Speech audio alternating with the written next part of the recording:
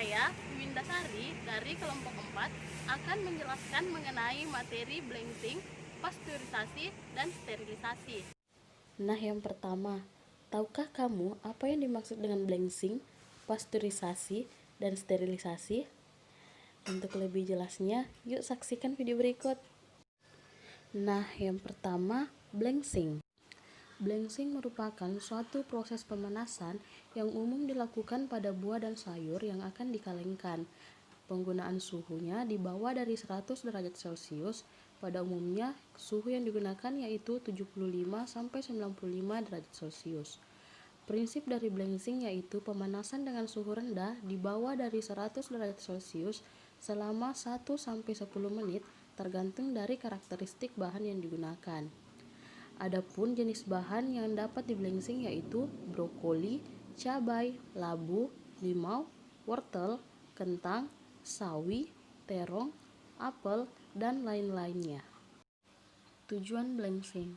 Blending dilakukan dengan tujuan yang pertama untuk menginaktifkan enzim proksidase dan katalase, yang kedua untuk melunakkan jaringan, dan yang ketiga yaitu mengurangi kontaminasi mikroba yang merugikan pada bahan pangan. Namun, perlu diketahui bahwa proses blending juga sangat berpengaruh terhadap komponen gizi yang terdapat pada bahan pangan yaitu buah dan sayur. Secara umum, metode blending terbagi menjadi dua jenis, yaitu blending dengan perebusan menggunakan air panas atau hot water blending, dan yang kedua, blending menggunakan uap air panas yang disebut dengan hot steam blending. Yang pertama yaitu hot water blending merupakan metode blending yang dilakukan dengan cara perebusan bahan pangan di dalam panci stainless steel. Prinsip dari metode ini yaitu bahan pangan diletakkan di dalam keranjang kawat, kemudian dimasukkan ke dalam panci stainless steel dengan suhu 82-83 derajat Celcius selama 3-5 menit. Yang kedua yaitu hot steam blending, merupakan metode blending dengan menggunakan uap panas dari air yang dididihkan atau dengan kata lain pengukusan. Metode ini digunakan untuk bahan pangan umumnya untuk jenis sayuran. Prinsip dari metode ini yaitu uap panas yang dihasilkan oleh air mendidih akan masuk ke dalam sel-sel jaringan pada sayur. Dalam penggunaan kedua jenis metode blending tadi, terdapat kelebihan dan kekurangan. Di antaranya yang pertama untuk metode hot water blending, kelebihannya yaitu penggunaannya akan lebih mudah dan hemat energi. Sedangkan kekurangannya yaitu komponen yang larut dalam air seperti vitamin dan mineral akan lebih banyak mengalami kehilangan. Metode kedua yaitu hot water blending. Kelebihan dari metode ini yaitu kehilangan komponen yang larut dalam air pada bahan pangan dapat diminimalisir, sedangkan kekurangannya yaitu menggunakan biaya yang lebih mahal dan sangat menggunakan energi yang banyak atau boros energi.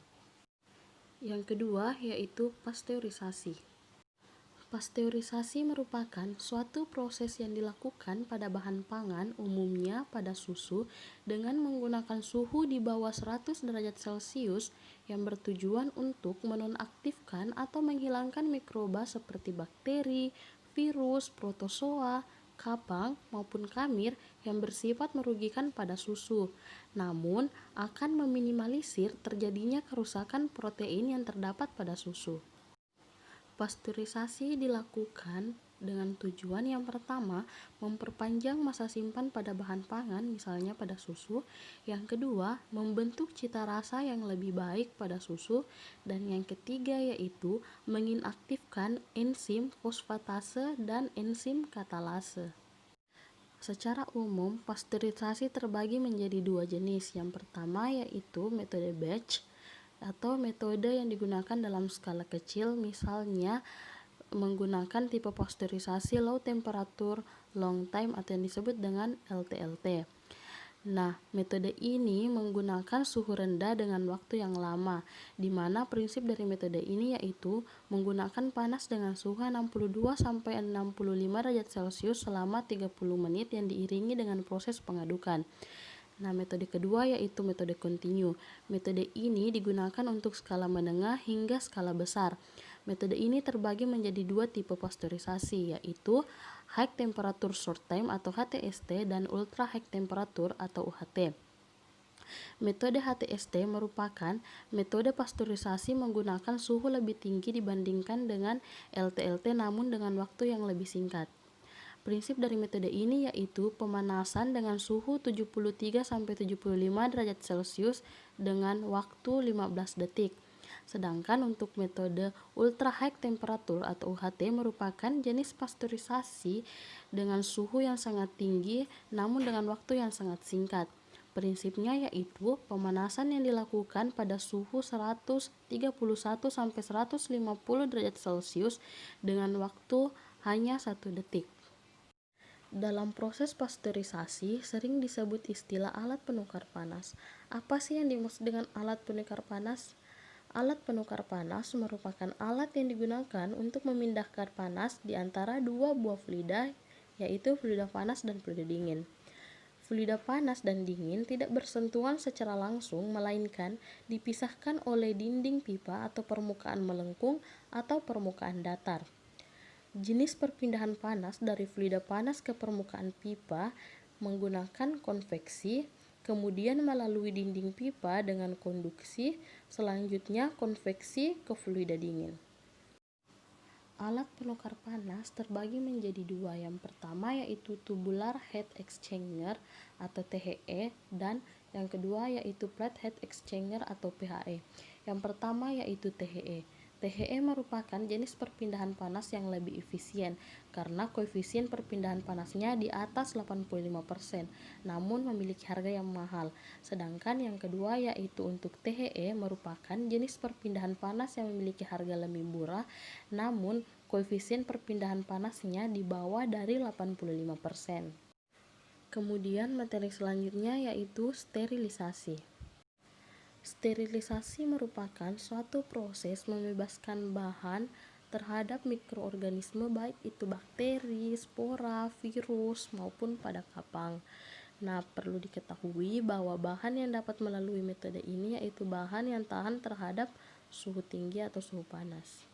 Proses sterilisasi terdiri dari 3 jenis. Yang pertama yaitu fisik. Sterilisasi ini dilakukan dengan cara bahan berkontak langsung pada alat saat proses sterilisasi. Yang kedua yaitu kimia.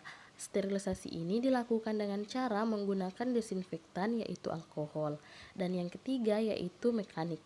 Sterilisasi ini dilakukan dengan cara penyaringan terutama untuk bahan yang sensitif terhadap suhu tinggi atau pemanasan. Pada sterilisasi fisik terbagi menjadi 3. Yang pertama yaitu pemanasan. Sterilisasi ini dilakukan dengan cara pemijaran di mana bahan bersentuhan langsung dengan api secara langsung, misalnya menggunakan bunsen seperti pada jarum inokulum. Yang kedua yaitu panas kering. Sterilisasi ini menggunakan oven dengan suhu 160-180 derajat Celcius. Prinsipnya yaitu mikroba akan mengalami dehidrasi akibat panas yang dihasilkan oleh oven, kemudian teroksidasi oleh oksigen hingga mikroba mati. Misalnya bahan sterilisasi ini yaitu Erlenmeyer. Kemudian yang ketiga yaitu uap bertekanan. Sterilisasi ini dilakukan menggunakan autoclave pada suhu 121 derajat Celcius dengan tekanan 2 atm selama 15 menit. Misalnya dilakukan pada botol jam dan bahan-bahan yang dapat tahan terhadap suhu dan tekanan yang tinggi. Jadi, sekian materi yang sempat saya bawakan. Lebih dan kurangnya mohon dimaafkan.